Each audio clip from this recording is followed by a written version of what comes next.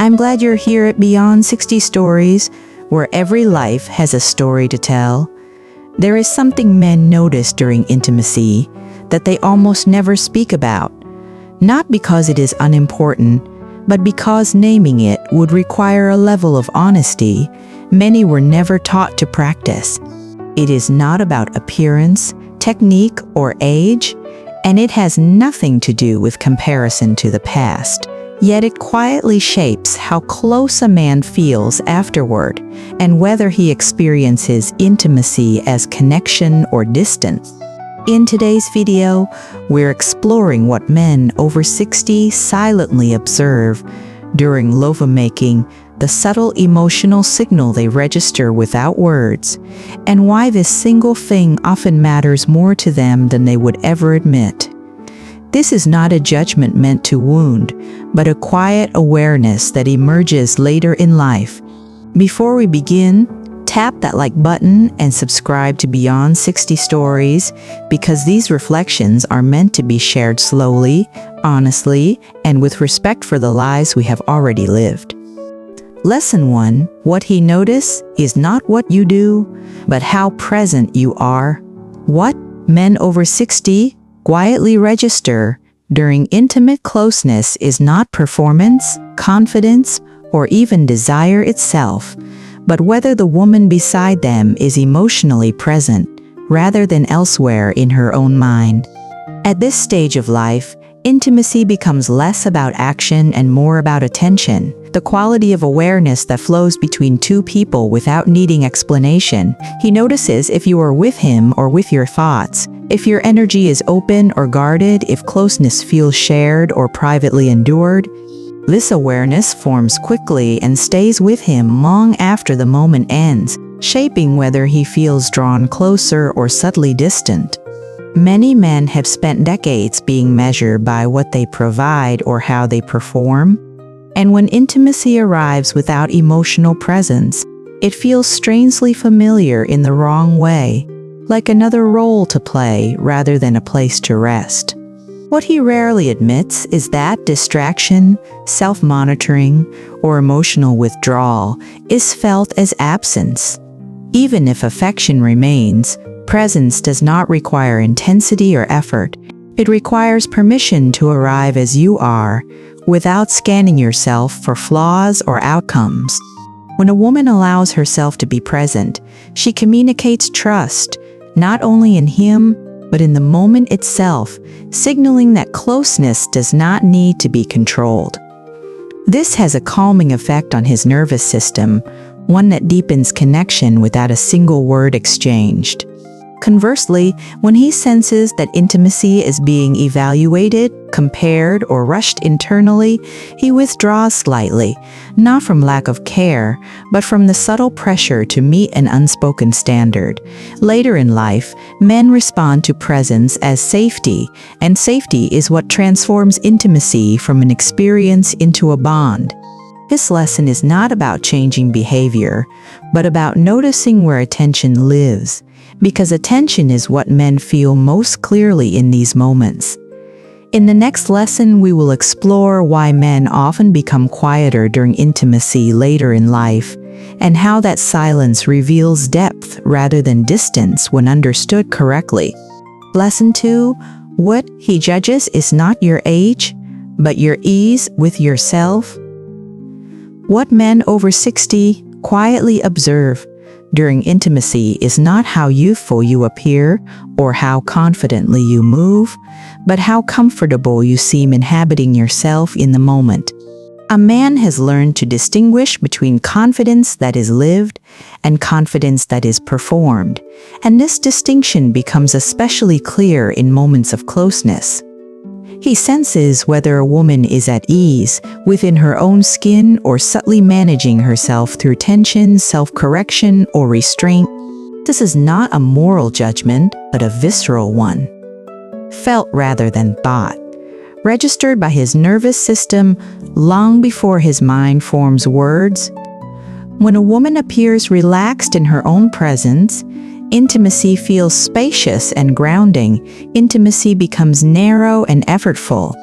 What he rarely admits is that discomfort with oneself creates emotional distance, even in physical closeness, because it signals unresolved vigilance rather than openness. Many men have spent decades attuning themselves to emotional undercurrents. In order to avoid ease is not about perfection or boldness. It is about allowing the moment to unfold without policing oneself. When a woman moves, pauses, or remains still without apology, she communicates acceptance, and acceptance invites trust. This trust does not require reassurance or explanation. It is felt as a quiet permission to remain present without correction. Conversely, when a man senses that intimacy is being monitored internally, he becomes careful, not because he is rejecting the woman, but because he is responding to the tension he feels mirrored back. Later in life, men are drawn toward emotional climates that feel calm rather than corrective, because calm suggests safety, and safety allows closeness to deepen naturally. This lesson is not an invitation to change how you behave, but to notice how often you try to manage yourself during moments meant to be shared. If this reflection resonates with you, share in the comments whether you recognize moments where self-awareness turns into self-monitoring, because naming this difference is often the first step toward greater ease. Lesson 3. What he notices most is your emotional openness, not your confidence. What men over 60 quietly register during intimacy is not boldness or certainty, but whether emotional openness, but openness is disarming. Confidence can be impressive, but openness, he senses whether closeness feels like an invitation or a performance, whether your emotional space allows him to enter freely or requires him to navigate carefully. This awareness does not come from analysis, but from the body's immediate response, the subtle shift between relaxum as he is. Emotional openness is revealed in small moments, in whether pauses are allowed, whether silence feels safe, whether closeness carries curiosity rather than expectation. What he rarely admits is that emotional openness relieves him of a lifelong burden to manage outcomes, to anticipate reaction. When openness is present, intimacy feels curated rather than conditional, and he experiences it as shared presence rather than private effort. Conversely, when openness is replaced by emotional guarding, even if masked by warmth or enthusiasm, intimacy becomes something to complete rather than inhabit. Later in life, men are acutely aware of emotional climates because they have learned often, through loss or fatigue, how much energy it takes to sustain guarded connection. Openness does not mean disclosure or vulnerability on demand. It means allowing emotional signals to move naturally without interception.